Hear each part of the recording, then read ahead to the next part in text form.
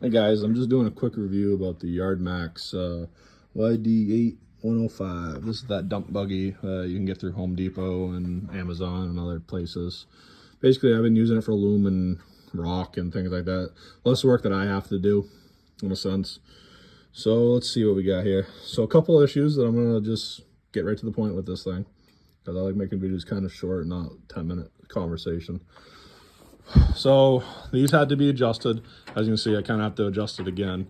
They get loose, and like all the way like that, it's barely squeezing the brake on this thing. So I mean, you got to adjust it here. Not the end of the world, you know, common sense stuff that most people should know. So the gear selector on this, I watched another video of a kid who had one of these. He just took this plate right off. I might make one out of metal instead of this, but this gear selector plate is a pain in the ass. And it's pissed me off because that's me being professional as I say that. So I was doing a job with it, trying to make money with it, and this thing kept fucking not going in gear. I don't swear often, but it is aggravating as hell after you spent $3,500 with the plow for this, and this thing is fucking fucked right from the factory. So anyway, to fix that issue, for me, I was able to fix it. So I had to mark it here. This whole plate slides this way, or you take it off. I wanted to keep it on because it felt like I didn't want it popping out of gear in a sense. If it's just floating around, if I kick it or something. I mean, yeah, you could hit it like that and it'd pop out, but without this plate here, this thing folds all the way down because you can see there's a spring. As you can see, it just floats around. Anyway, what I did is I got it to the best of my ability where it doesn't grind gears. Basically first, second, and then third. As you can see, I had to take a drill bit and core this out more, because my problem was come on over to third, it wasn't going into gear all the way. It was sitting like right here and it was going, you know, it's grinding the gears, and it's like, what the fuck? Then they fixed that from the factory before they sent it out. Anyway, all the way over. Might have to drill a little bit more, but it seems to be okay. What I've learned too is going from reverse to like first or second, have this running, have it move forward, and then bring it to third, and then it clicks in a lot easier. You know, to me, it's like a snowblower, basically. Transmission is what they're doing, as you can kind of see. It's nothing great. It's nothing horrible. But yeah, you use the brakes to control where you go. Your throttle, brakes. Let's see here. That's the dump cylinder. Track adjustment right here, I would imagine. I've yet to have to adjust it, which is good. 2 Zerk fittings, obviously, for the Ram.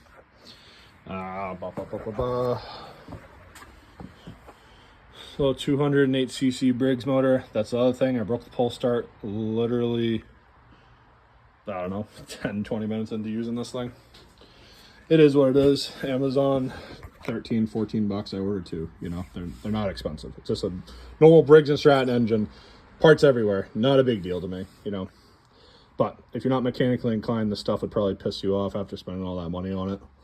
But you have to be a little bit to be able to make this machine work for you. You know, I gotta adjust this again. As it breaks in, I'm sure I'm gonna adjust more. And same idea, I had to core this out a little bit. Other than that, it's not a bad machine.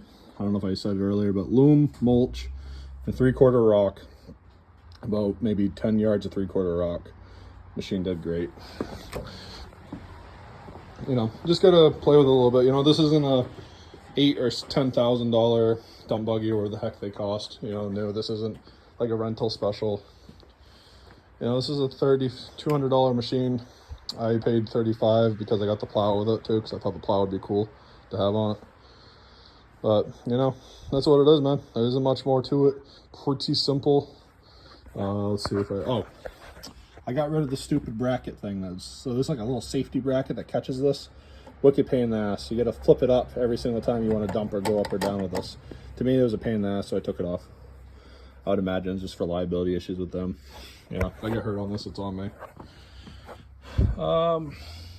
As you can see, just a little pump goes between it. It's like a snowblower transmission almost, which I'm not fond of that, but it is what it is. I want to say it's like a snowblower transmission. I'm trying to get some photos in there so you guys can see it. But, you know, it's not horrible. So, it all works. I mean, it's just little stupid adjustments. I mean, when I bought a brand new snowblower, I had to do the same thing. Adjust it. You know, it is what it is. Other than that, it's a great little machine. I think it'll do well for what I need it for. Comes with fluid already in it. Engine oil comes with, uses 10W30. I broke it in and then I swapped it over to 5W30 just for where I live. Made better sense to me. That's really it. Other than that, it works pretty good. Just gotta play with it, adjust it. You know, it's not perfect out of the box, so don't expect it to be, or it's gonna aggravate you. At least mine wasn't. You know, I'm not saying they're all bad in quality control.